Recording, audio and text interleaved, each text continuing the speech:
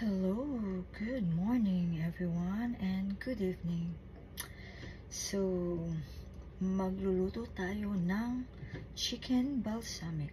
So, what I'm going to do now is to marinate first the chicken. So, I use chicken thighs, but it is boneless. So, you can use chicken breast, whatever type of meat you like. It's all up to you. So what I'm going to use now is chicken thigh boneless. So I'm mixing with soy sauce. So 1 tablespoon of soy sauce. Alright, and then I have 1/4 cup of organic balsamic vinegar. So I'll just pour right over there, pour like this, pour right. And then I have garlic, 3 cloves of garlic, grated. You can chop whatever you like, but I like grated garlic. And then I have a 2 tablespoons of brown sugar. So, and then what I'm going to do next is at least 2 tablespoons of olive oil. So make sure it is olive oil, okay? It's good for a healthy body, okay? So then I'm gonna get some pepper. So you can crack if you have a freshly, but I use this one, black pepper. So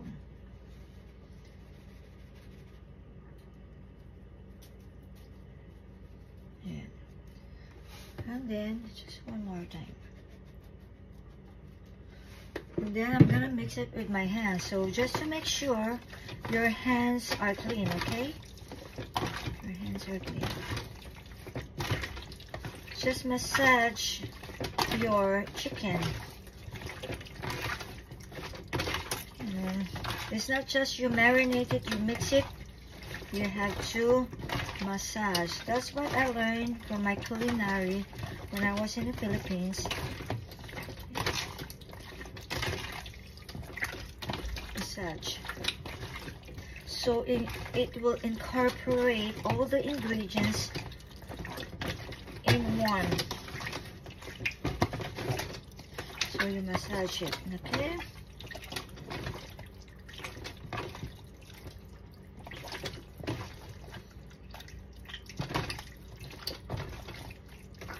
That's how I marinate my chicken. Just massage. And when it comes in cooking, no need to rush, okay? Give some love. Some love.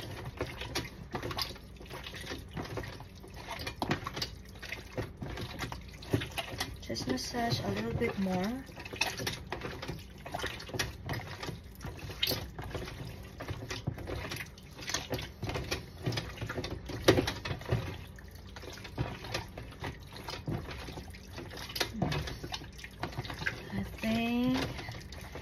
This is all good soon. In 1 minute or more, okay?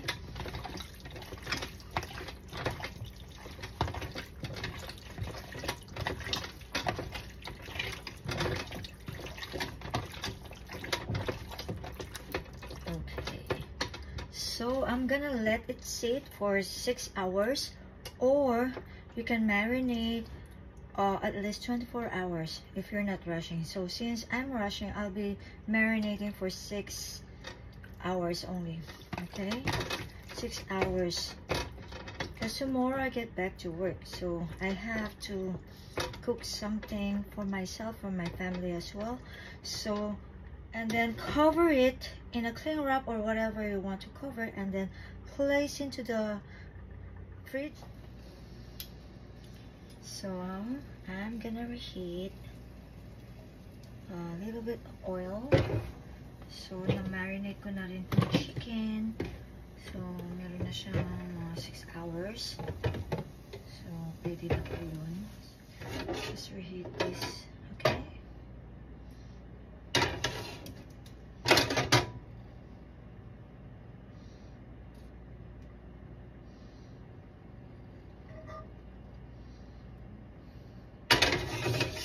Chicken.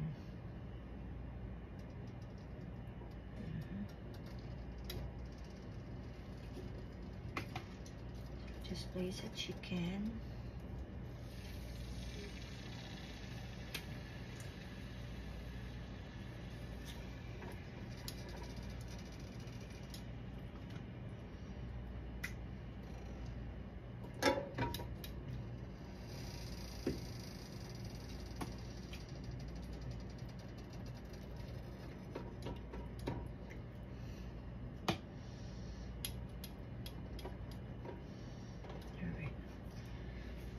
So we just cook this one 5 minutes. We can also use our air fryer, okay? So just a quickie. So usually I use, you know, air fryer to cook my chicken or bake it a lot of easier. So that's what I'm going to do as well. So now it's starting to cook and boiled. So I'm gonna flip over, okay? So the others, I air fry it. Na air fry ko na po yung iba. So i-flip ko lang siyang ganyan. Kasi i-bake pa po natin siya. So i-flip lang ng ganyan. Alright.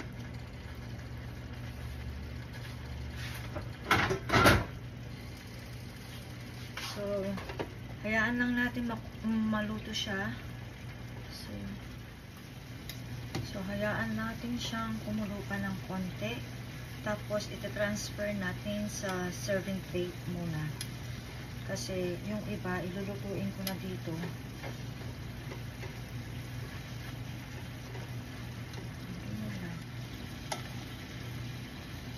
So after 5 minutes, pwede na siya.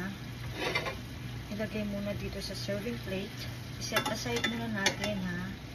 We'll just set aside on a plate. Ayan. Kasi lulutuin pa natin sa oven.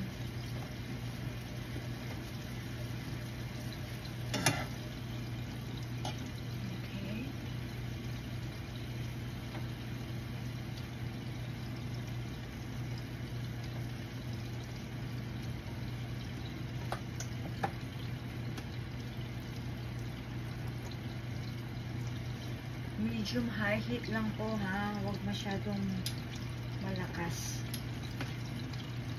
Kasi baka ma-over yung luto at maging dry. So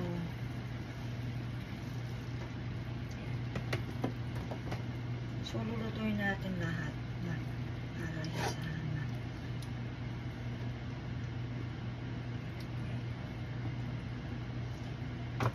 So let's sit again for 5 minutes in each both side po. So it's boiling na po. So we have to flip again, okay? So naka 5 minutes na po tayo dito. So flip lang natin, flip lang yan.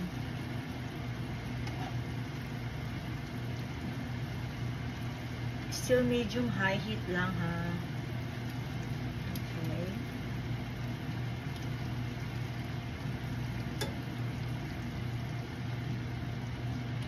And then another 5 minutes again, okay? Just let it boil until it cook. Yan. I-flip ko ulit yung mga chicken natin.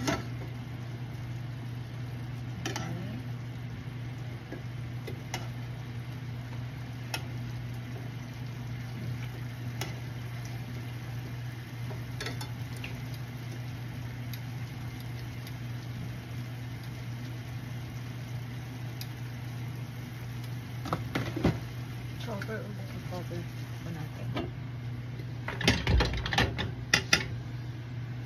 Gotta move on. 5 minutes. Okay, medyo makapal po yung pagkakahiwa ko ng isang chicken. So, ika-cover lang natin po. Okay? Just for 2 minutes.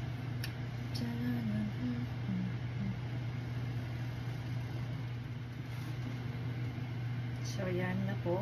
Nakaraan ng 2 minuto. Yan po.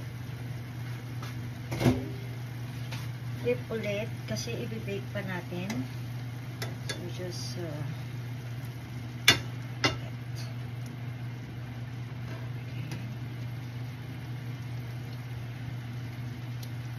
set aside natin po yan.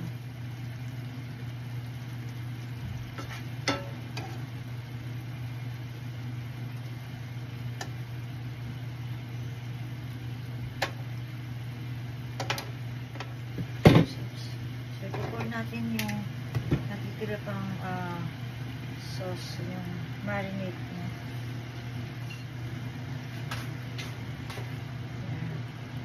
Lulutuin lang po natin yan. Okay. So, lagyan po natin ng konting asin. Just sa salt lang po. Konti lang. Just sa salt. Konti lang po.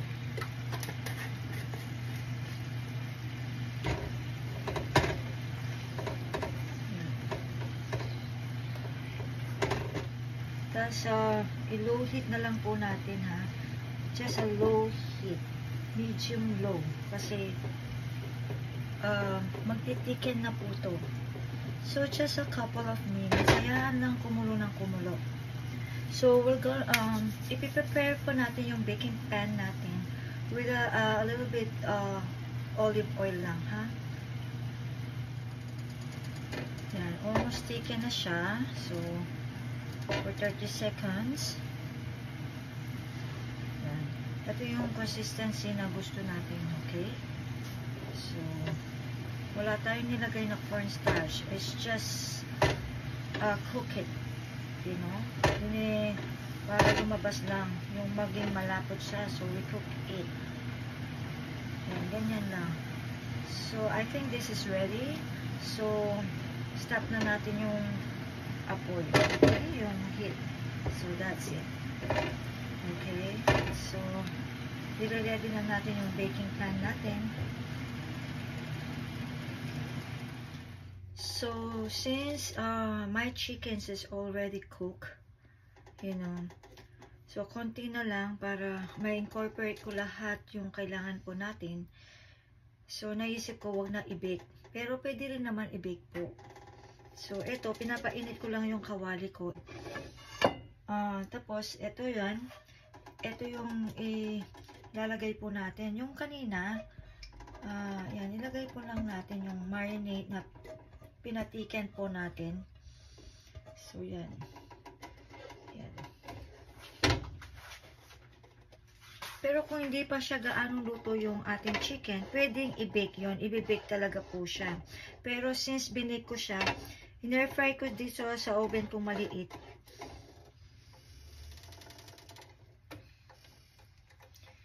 Yan. Mahina lang yung apoy ng mga sis. Ano lang, mga medium low. Para, yan. Ito po, na-air fry ko na. So, kanina kasi ayoko yung medyo pale, yung ano ko, yung chicken ko. Parang feeling ko hindi siya luto. Ayan, kaya in-air fry ko na lang siya. So, ito na nalagay na ko yan. Ayan, gawin natin ganyan. I-placing natin yan. I-place natin, ha? Ayan.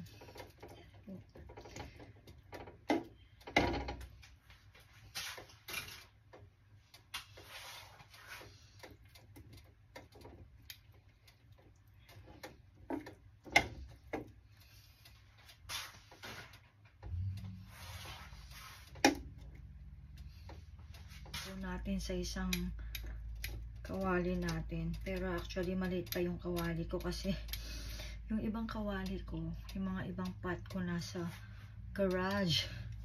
Kaya ganoon. Okay, I think it's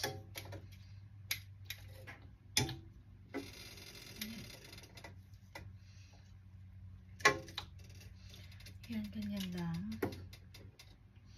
Medium high lang po. Medium heat, I mean. So, hayaan lang po natin.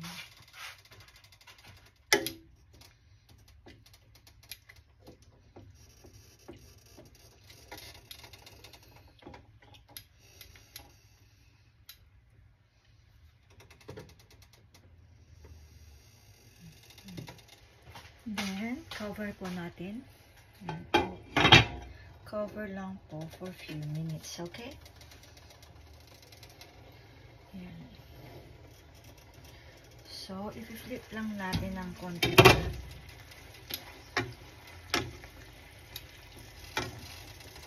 Just to make sure na po-coat po siya dun sa nilagay po natin glaze. Alright?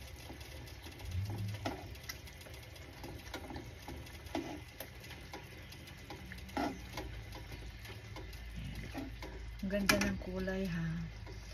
Kasi na-i-bake ko siya kanina para mas maganda. Kasi pag pale, parang siyang hindi siya luto. Pero luto kasi nakulo. Pero mas gusto ko yung pagka-brown. May pagka-brown. Yung color niya is nasa-satisfy. Nakaka-satisfy kasi yung talagang nakakainggan yung kainin pag nagpa-brown yung ating meat. Right? So, yan. And then, okay, tatakpan ulit natin for 2 minutes. So, after 2 minutes, yan. Ooh, ang sarap na. Yan. Flip over. Last na lang tong pang flip. So, it's glazy na po. Ah, sarap. Ito yung favorite kong niluluto. Medyo matagal nga lang po yung pagluluto ko sa balsamic vinegar kasi minamarinate ko pa siya. Yan. Actually, talagang matagal ako magluto. Matagal talaga. Kasi may kasamang pagmamahal po yan, char. Oh well. Natatanggal kasi yung stress ko sa pagluluto. Ayoko na i-stress. Pag nai-stress ako, ayoko nag-iisip. So usually, pag gusto kong magkaroon ng motivation, gusto ko na lang magluto. Kahit doon na lang ako bumabawi sa pagluluto.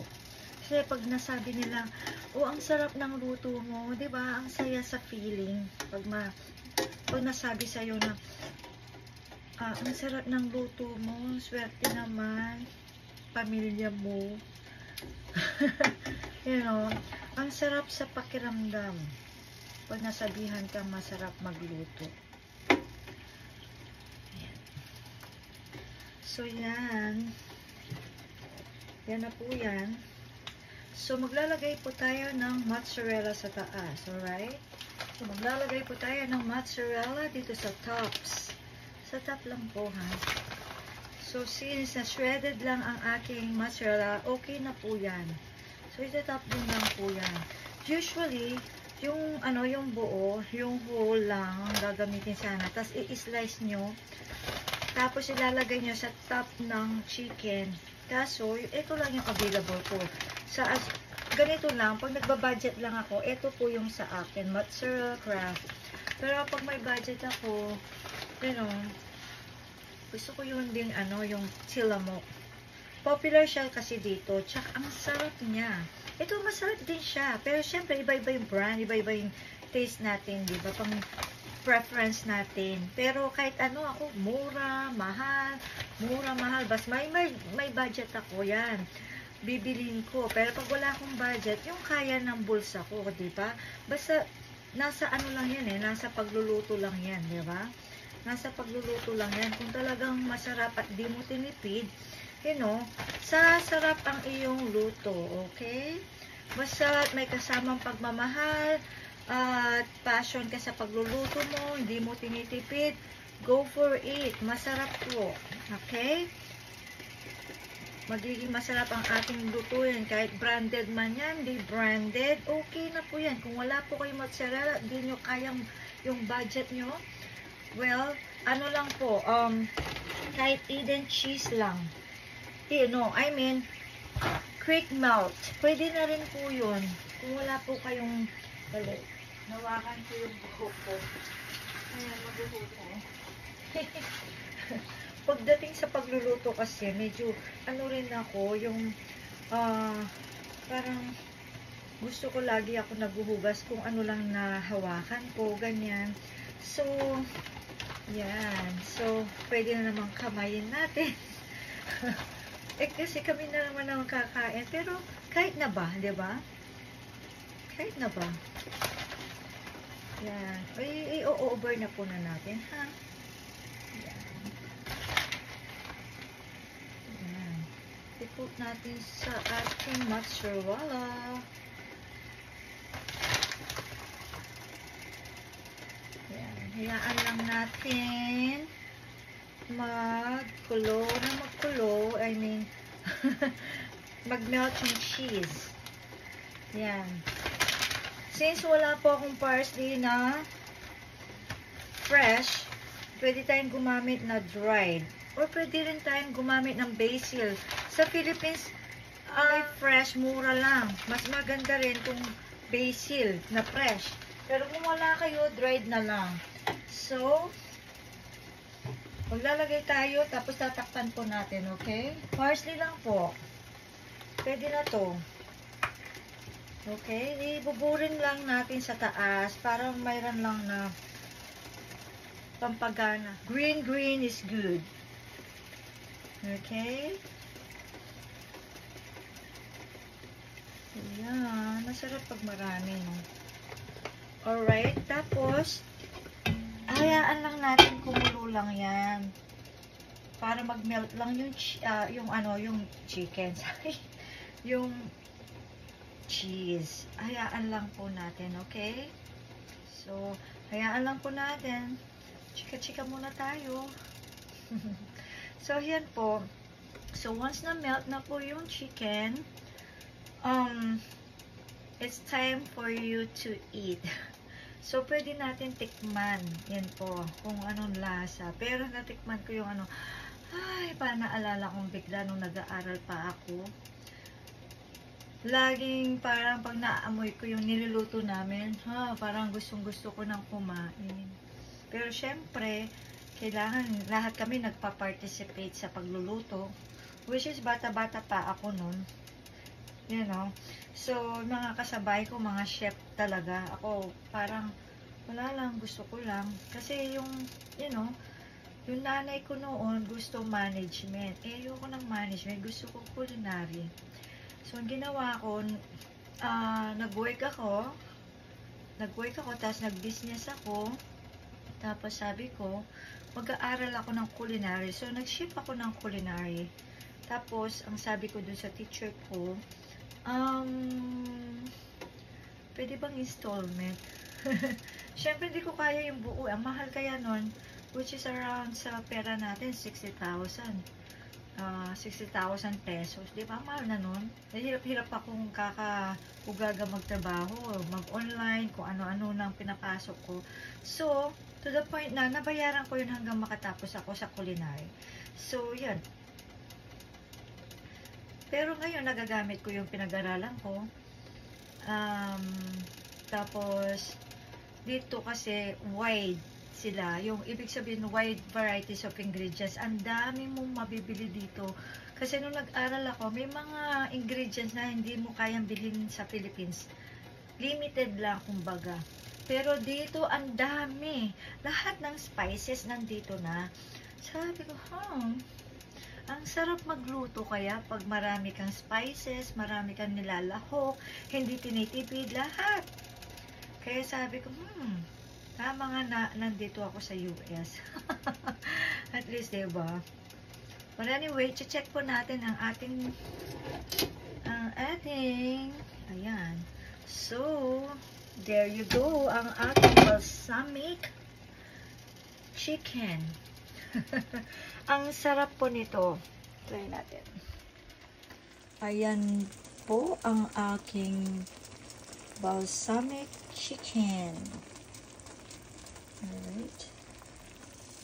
Yan na po ang aking balsamic chicken. So, yun na po ang ating balsamic chicken. Try nyo po to for sure. Magugustuhan ng mga bata at yung mga asawa nyo, mga jowa nyo, magugustuhan po. So, kung wala po kayong mga, hindi nyo kaya yung budget na mozzarella, pwede nyo gamitin yung quick melt, okay? And, kung wala rin naman kayo, pwede rin i-din, kahit ano, basta cheese lang, nagme-melt, okay na po yun. So, pwede rin i-bake, pwede rin lagyan ng cherry tomato, pag ganyan. Pero kasi ako, may allergy ako sa tomato, hindi kakayan, hindi ako makakain.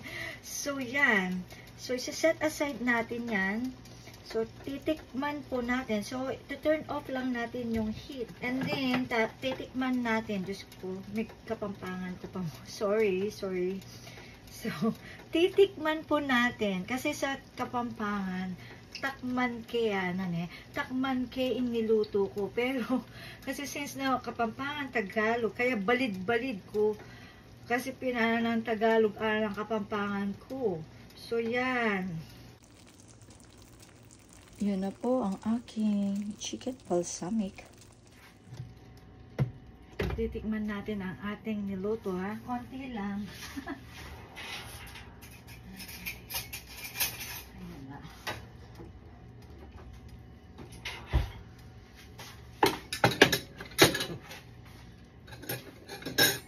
Ayan na po. Titikman natin ang ating niluto. Balsamic chicken. Okay, so, cook na po yan. So, kailangan natin tikman kung masarap ba. So, just a little only, huh? Just a little. Okay, titikman lang po natin. Okay. Konti lang naman. Okay.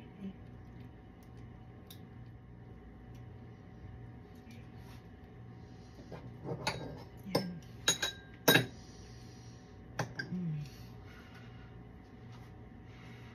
Siyempre, blow lang natin ng konti kasi mainit pa. Actually, masarap siya pag, lalo na pag mainit na ganyan. Tapos, nag-melt lahat. Ang perfect! For sure, magugustuhan ng anak ko to. At si Angel. Hello, Angel! Congratulations! And to my dear daughter. Kain kayo dito, ha? Huwag na kayo magkain sa labas. Kasi lagi ko yung sinasabi sa mga anak ko. Na huwag nang kumain dito na lang.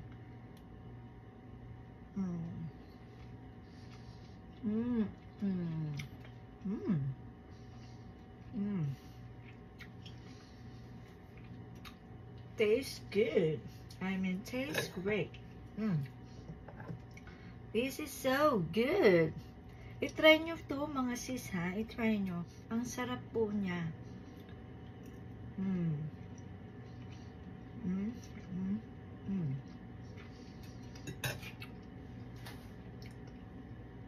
Ang sarap.